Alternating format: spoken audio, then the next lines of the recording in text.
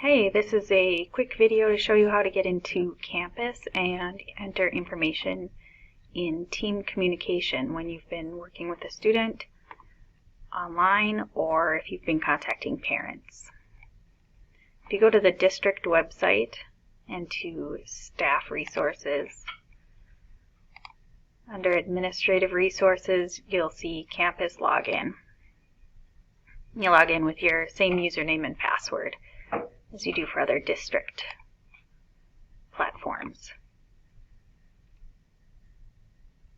On the side you'll see the search bar and you can enter a student's name.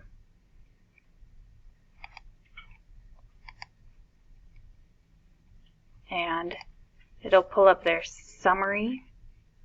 You can also see their schedule and team communication. Your tabs might look different than mine.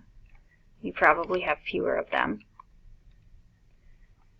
And then, so on team communication, you can just click New.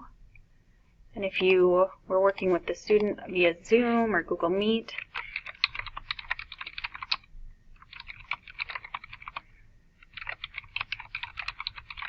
just write a quick note about what you worked on, maybe, or if you have tried to contact the student and they didn't respond, you can enter that as well.